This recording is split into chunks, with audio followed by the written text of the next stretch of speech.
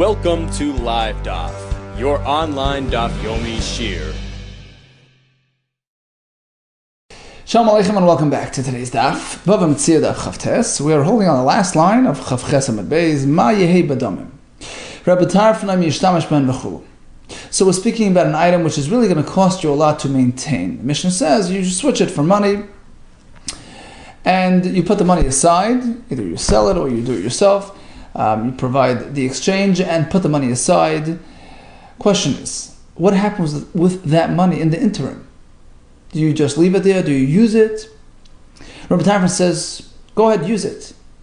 And the fact that you have access to the money makes you responsible for that money, which is actually going to work to the owner's benefit, right? Whereas Rabbi Kiva says, no, don't use it. Leave it aside and don't touch it.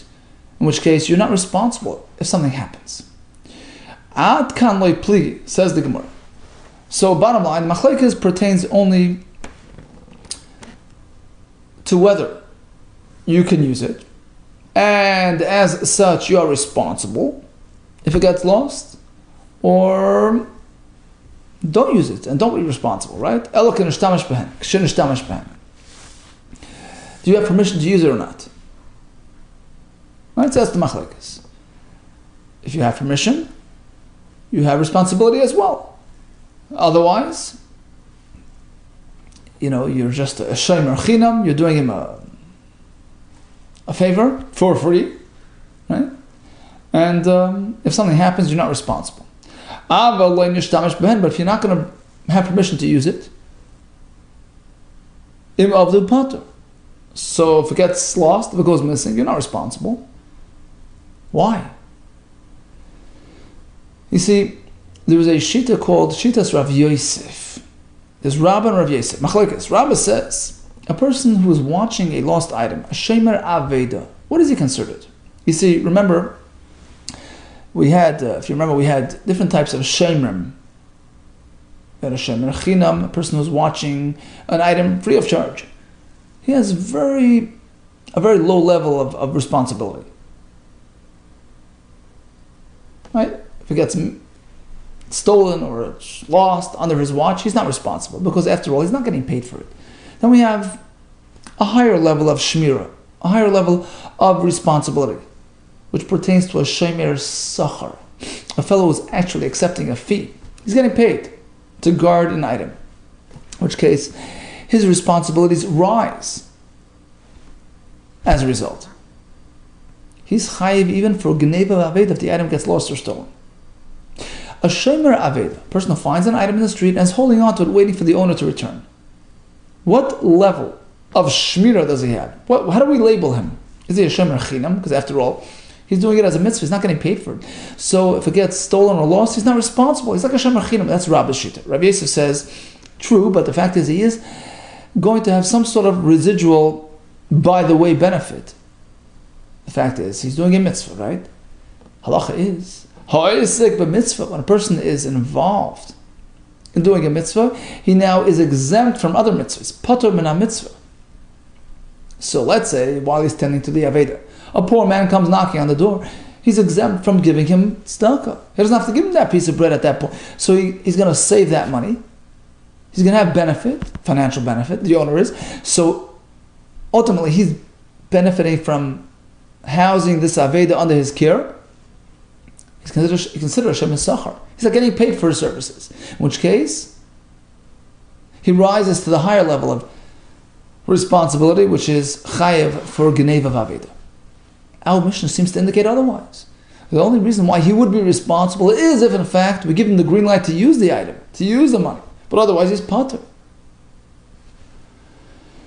Lema to have a tiyufta Rav Yosef. Apparently, this Mishnah is in direct contradiction to Rav Yosef, the Itma, as we learned. Shemer Aveda, if a person is guarding an item that he finds. Rabba Omar, Kishemer Chinam. He's doing it free of charge. He's getting no personal gain or benefit, at least not in this world. And therefore, he's a Shemer Chinam. If it gets lost or stolen, he's not responsible. Rav Yosef Omar, Kishemer Sachar. No, because he has that residual gain, as we explained. So he's Chai Bach Reis, even though he's not really accessing the item, even though he's not using the item. And our mission seems to say then unless he has access to the item itself, unless he has permission to use the money, he's not responsible. Oh, so Rabbi Yosef would respond like this. Two different things. Truthfully, if the item gets lost or stolen, everybody in our mission would agree that he's responsible because, as we said, he's a Shem Esachar. Even though he can't really use the item. The mere fact that he can theoretically save that slice of bread for the ani, that in itself is considered gain, which pegs him with the label Shem Esachar. He's chayiv for gneva aveda. The machlekes in the Mishnah Kipligi is only ba'insin. Let's say an accident happens, which is unique to a shayl. The shayl, a person borrows an item, that catapults him to an even higher level of responsibility. If it gets robbed or gets, some accident happens beyond his control. That's the question in the Mishnah. The baseline is Shem Esachar. Question, is he a shayl as well? Oh, well, that depends on whether I can access the item, whether I have permission to use it. Right? That's the machlekes in the Mishnah. Do I rise to the higher level of responsibility of a shayl? Reb Tarfon Savar, yes. Shari le Rabbanan l'shtamush b'gavai. Rabbanan allowed you to use the money.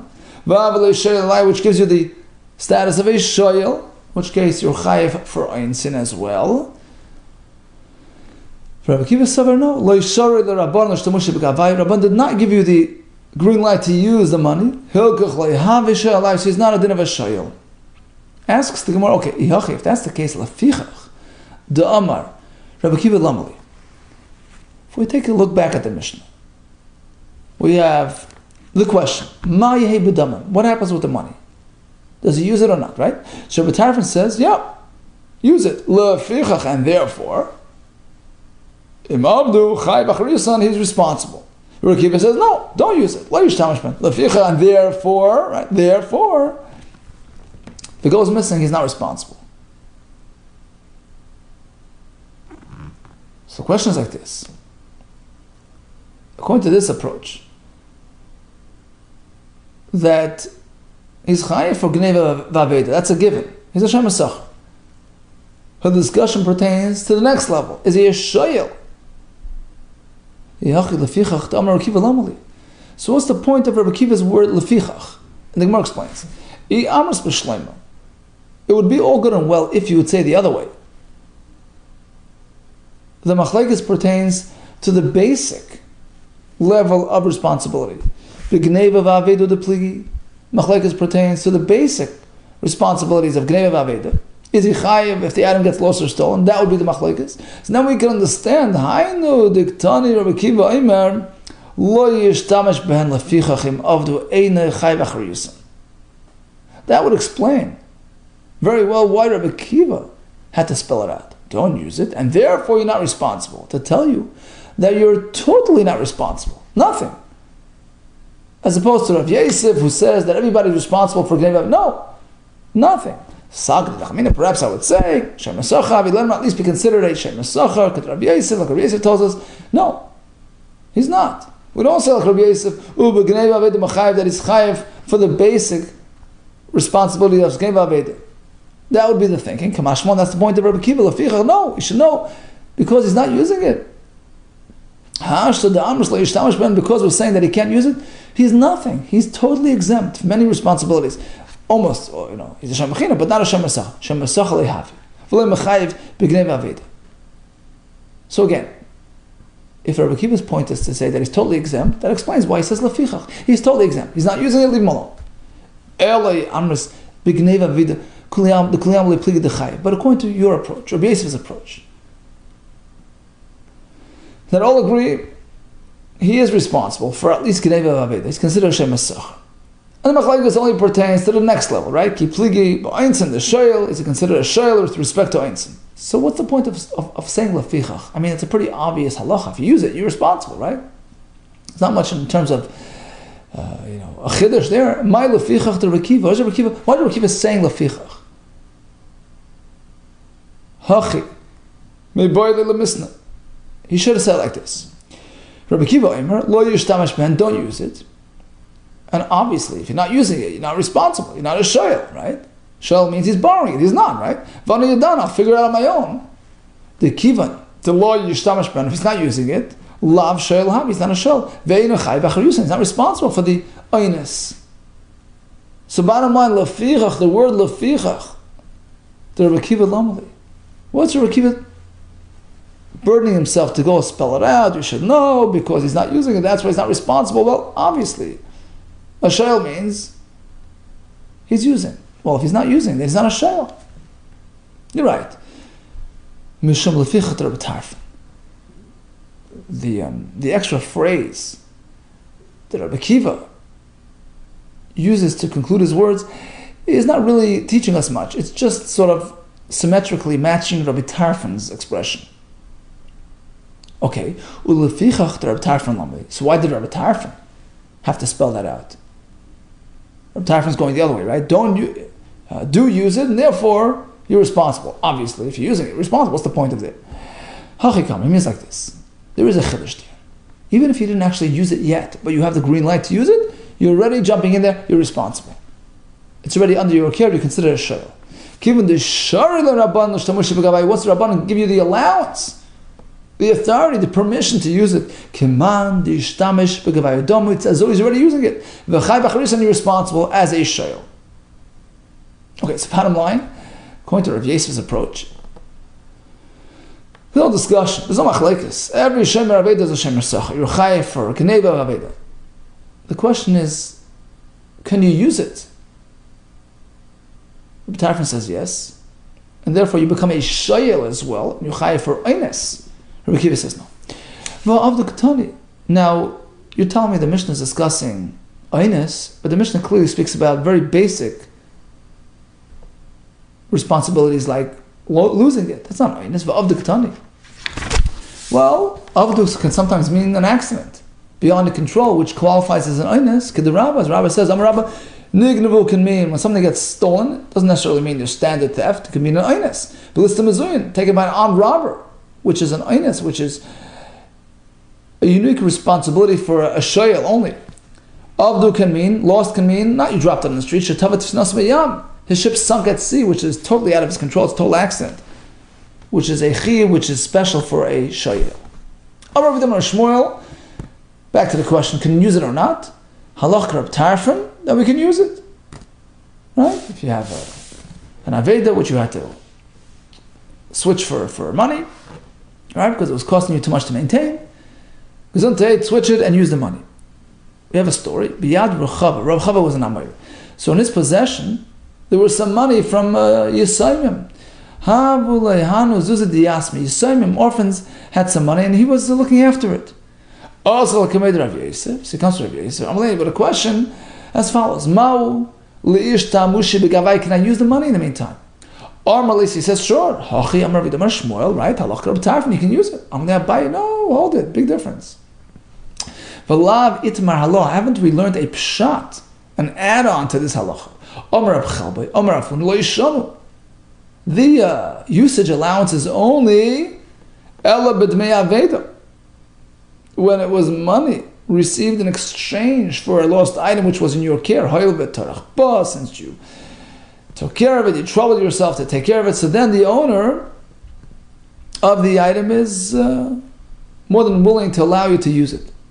But let's say you're walking down the street and you find money, actual money, and you're holding on to it for the owner. The loy tarapah, which didn't really involve any burden, any tercha, any care.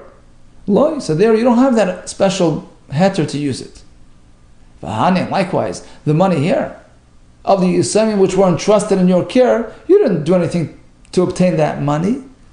It's like the money you find in the street. You can't use it. Amar Leis, so Rav Yosef told Rav Chava, sorry, can't help you. Zil go, L'shavkali, they're not letting me allow you to use it to Ashvilach. Continues the Mishnah. Motzos Sfarim. A person finds a sefer, and Rashi says, the Sfarim in those days were all in scroll fashion, right? In scroll form. So you had to ventilate it so that it keeps fresh and maintained properly. Motzos Sfarim.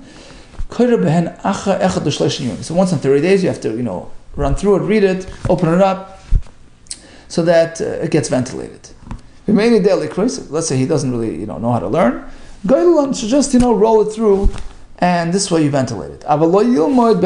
But take care not to harm the item. If you're reading it, don't learn something for the first time, which tends to involve intense focus and analysis, in which case you might be handling the sefer too roughly. So it shouldn't be done that way. Likewise, you shouldn't have a chavrusa with you, because then each fellow tends to pull it in a different direction, which might harm the sefer. Okay, that's regarding a scroll. What about a garment? Matzah ksus, you find the garment. Mnara echad l'shloshim yom, if you can have it by you for a while, once in 30 days, you should take it and shake it out. V'shoitchel etzorcha, and you should hang it up to benefit the item, but not to show off and benefit yourself. You're just looking after the item and not for personal use. What happens to kesef, klei nechoshes? You have silver vessels or copper vessels, which Rashi says are meant to be hidden underground. So you're meant to store it in the ground to keep it safe. But in any case, occasionally you have to go and use it, so it doesn't get rusty. Mishtamish behen l'tzorchan, to benefit the item. But don't overuse it, like on the fire or whatever, which would rub it out. Klei zav, klei schuchis, golden vessels, or which don't need to be aired out, or klei schuchis, glass utensils which are delicate. Don't touch them. Put them aside and leave them alone. Until the other comes. Matzah saka kupa. Let's say you're walking down the road and you find this sack or this basket, which is beneath your dignity to pick up. Or any other type of item, which a person of this stature wouldn't even if it would be his, he wouldn't be running through the street with it. So it's not it's not covered for him to do that. There's a special heter in this case to leave it alone. You're not obligated to embarrass yourself with something that you yourself would not do, even if it was your item, right? Amar Shmuel, a person finds a pair of tefillin out there, sham d'mein manichan, you evaluate the value, and basically you switch it for money. Umanichan la'alta, right away you can do that, set aside the money, and sell off the tefillin. Why? Masar Ravina had a kasha from the Mishnah. Matzah Sfarim, he finds Sfarim. You can't just sell them off. Maybe they have special value to their owner. You have to hold on to it for a long time. In fact, you have to ventilate it once in 30 days, right? If you don't know how to learn, you just roll it. In, that's the way you do it. Yeah. You can't just sell it off. So why is tefillin different? No, tefillin was a very common thing. Easily obtainable. In the place of Bar Chavu, this tefillin manufacturer, Mishka Shchichi could find tefillin no problem. So there's no reason to hold on to this specific pair. Sell it, and eventually the owner will buy himself a new pair. But Sfarim, manuscripts were unique, were special. Like Shchichi, hard to come by, and therefore, in that case, hold on to the actual manuscript. Interesting. So in those days, the Sfarim were indispensable. But perhaps nowadays it would be different, because these farms today are very accessible. Tanarabban, Hashoyel Sefer Torah Mechaber, right? A person borrows a Sefer Torah. Hareza lo yashlenu la'acher. He's not allowed to lend it to somebody else. It was meant for you, not for him. Poyuschei b'korei boy. He could open it up and learn in it. U'bavad sh'leimur b'betchila, provided he's not learning it for the first time, which would put undue stress on the sefer. Likewise, don't have somebody else reading with you, like we explained before. Likewise, if a person entrusts his sefer Torah by his friend, so the fellow has to look after it, maintain it. He should roll through it, at least once in 12 months. Boy, open and read it. But if he's reading, he's opening for himself, for his own benefit, that's not mutter. So if it's a new sefer, which needs to be aired out more often, perhaps because of the moisture, you should do this once in 30 days. B'yasham, if it's an older sefer, which doesn't need that much tending, once in 12 months is enough. Whether it's new or old, once a year is okay. Once a year is required. Now, we don't really truthfully understand this price. Let's go back to the price. You borrow Sefer Torah, don't lend it to somebody else. Why is this a unique halacha to a Sefer Torah? I mean, any item, you borrow it, you keep it, you don't give it to the next person. My area Sefer Torah, why discuss a Sefer Torah specifically? I feel kol bilinami. This concept of not passing on a borrowed item applies to any item. This is a Mishnah in Gittin, right? A fellow sent a get with a shliach. So the shliach is allowed to delegate that mission to the next person. But if the husband asked him, when you deliver the get, pick up a certain item from the Isha, in that case you can't delegate, because Kan Shana Rebbe in this mission is informing us that Eina Shoyel Rashe Lahashel. You're not meant to pass on an item given to you. The husband wanted him to pick it up, not the other person. When you borrow an item, it's for you, not for the next person. Or if you rent something, you can't give it on to the next person. So why is this a specific halacha to Sefer Torah? It pertains to any item. Answer is, Sefer Torah stricha, there's a special chiddush by Sefer Torah. You know why? Perhaps I would think,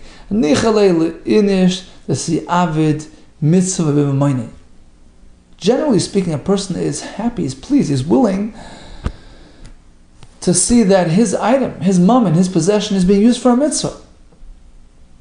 So perhaps he's okay with his borrower giving it to another person to use. Kamashman, the point of the chiddush is no. No. Because it's delicate, it's vulnerable, and therefore it's meant for you and not for the next person. So in halacha, actually, it's brought down that a person can if he's in a time of need, he can actually borrow somebody else's tefillin without informing him, etc., etc., because of this idea that a person is okay to have his item used for a mitzvah, but when it's something delicate that can be ruined and destroyed, there it's different. Now the Brisa continued, if you borrow the Sefer Torah, pick it up and read it. What do you mean? Pshita, obviously. Why didn't he borrow it? Why then is he borrowing it, if not for use? So what's the point of the Brisa? Sefer Tzricha, the point is the next part. Sure, you can use it. Be careful. Don't overuse it. Don't use it for, don't learn it, don't learn don't use the Sefer Torah to learn something for the first time, which might put extra stress on the Sefer. Likewise, if a person entrusts his Sefer Torah by his friend, right, as a pikadon, so it's not meant for use, he's just meant to look after it. What is the halacha? The fellow should roll through it once in 12 months. Open it up and read it. What do you mean? He has no permission to use it. He's just meant to look after it, to watch it, to guard it. What's he doing reading it? Visu, another kasha. The Raisa says, if he's opening it for his own benefit, you're not allowed to. You just told me he could. You just told me, pick it up and read it. So what's going on? It means like this. Ideally, he should not be using it. But if perhaps while he's rolling through it, he's noticing the words and reading it, that's okay. That's mutter. It's not a different use. It's while he's actually tending to it, that's okay. But if he's opening it for his own personal use, that's us. Okay? So bottom line, look after it at least once in 12 months. So Chasaimer depends on the age of the Sefer. If it's a new Sefer, it needs more ventilation, once a month, otherwise once a year. So this is in contrast to the Tanakama, who makes it very simple and straightforward, once in 12 months. Now, whether it's new or old, it's once a year. Isn't he repeating the Tanakama, who also said once a year? Rather like this. Let's switch it. It's a third sheet, third opinion. Whether it's new or old, it's once a month. So we have three sheets. Once a month, once a year, or depending on the age. So the Mishnah, back to the Mishnah, he found the Naveda, found the Sefer. Maintain it, ventilate it, but don't learn for the first time because that will put stress on it, and don't have somebody with you who's going to pull it in different directions. V'ramini, we have a kasha. Two people is okay. Lo yikra parsha v'yishna, right? Don't overuse the sefer. Don't read the portion and reread it, which will, which will be considered overuse. V'lo yikra by parsha v'yatargim. Likewise, you shouldn't read the parsha and then translate it, because again, you're overusing it. V'lo yiftach by yismegim odapin. And you shouldn't be opening more than 3 columns at a time. That's also harmful, because then you can't really handle it properly. And you shouldn't have more, you shouldn't have 3 people reading together at the same time. So 3 people shouldn't be holding this volume, but 2 people is okay. And here we say 2 people is no good. Amar Abaye Leikash answers like this: if these 2 people are looking at the same portion, that's a problem, because they're all pulling in different directions. So even 2 is a problem. But Bishnein Yanim, let's say you have Reuben and Shimon both gently reading the Sefer. He's reading this page, and he's reading this page, that's okay. So 2 is okay, but 3, that's overdoing, because then you have that tug of war. Motzah Ksus, Menar Achel Sheshim Yoim, he found a beged, shake it out once in 30 days. L'meimra denir ma'li, what do you mean? Airing out the beged is beneficial for the beged. Rabbi Yehuda, actually, it ruins the beged. If a person has his professional weaver in his house who can always, mend his begadim, so then you don't have to care for your begadim. Shake out your beged every day. Apparently, shaking is not a good thing. It harms the beged, which requires constant, mending. Amri, the answer is like this. Sure, overdoing it every day is a problem. That's kashila, that can harm the beged. But achal l'shashmiyam, once in 30 days, Ma'alillah is actually beneficial. What you say, another pshat can be, depending on how it's done. Like kasha, habachad. If one person is just shaking it out gently, that's okay. But if 2 people are pulling at it, that's a problem. What you say, another pshat. Like kasha, if you're doing it manually, that's okay. But b'chutcher, banging it with a stick, that stretches it and hurts it.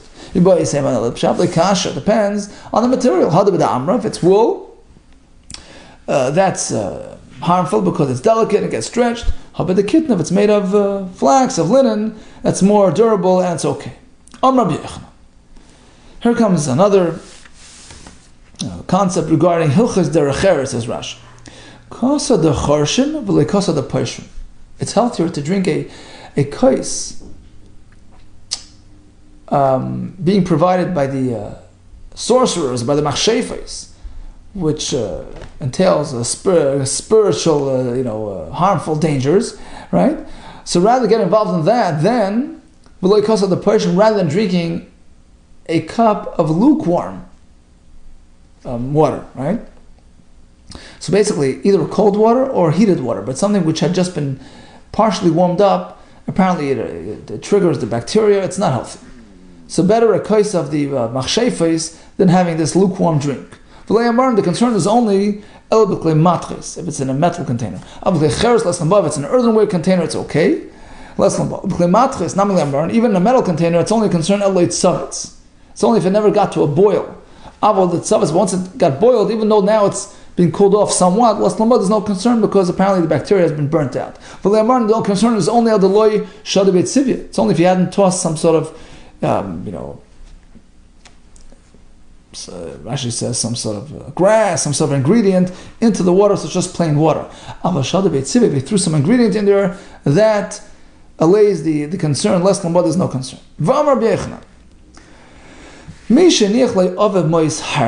Listen to this. A person got this great inheritance. His father left him over lots of money, and he's looking to get rid of it. He's not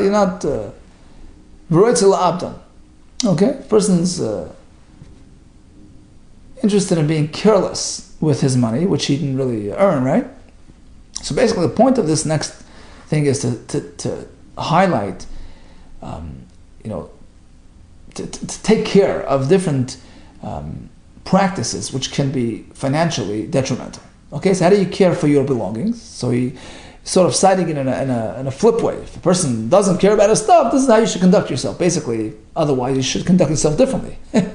So what's the way to ruin your stuff? Yilbash bigdei pishtan. How do you ruin your how do you spend your money? Dress fancy stuff. Yilbash bigdei pishtan. Delicate linen begadim. Yishtamish b'kleis chuchis. And you should use this this fancy glass containers and glasses. And finally, hire workers and don't supervise them. Okay, you'll lose everything. The Gemara explains. What type of linen material are we speaking about? The real expensive one, the Roman things. These materials are very delicate and very expensive. What type of glass are we speaking? The white glass, which again is very expensive and delicate. Hire workers and don't stand on top of them. We apply it to a very specific thing, but ture, especially workers which are hired to run your vineyard, but ture, or your farm, running the oxen, the nafesh psidai, which can really destroy your field, right? Rashi says, for instance, a vineyard, which is tended to, they didn't have tractors, so their oxen would be involved in plowing and picking and harvesting. So imagine your workers take the oxen through your vineyard and they're rummaging through, they're not being careful, right? Because workers tend to be neglectful and careless unless there's somebody on top of them. So basically, you want to watch your stuff, you want to watch your assets, care for your belongings, be careful to be economical, don't overdo it, don't overspend, and supervise your workers. Okay, bottom line, we learned about a fellow who happens to have money. Right, he had an Aveda and he had to sell it off, so he has the money now. So we had machlekes whether he's allowed to use it, in which case he's responsible, otherwise he's not responsible. This allowance to use is only when it was an Aveda that he was tereach ba, but if he found money outright or he was entrusted with money of the Yisayim, the halacha doesn't apply. We learned how to care for svarim, begadim, and care for one's own assets. All the best to you, and atzlacha.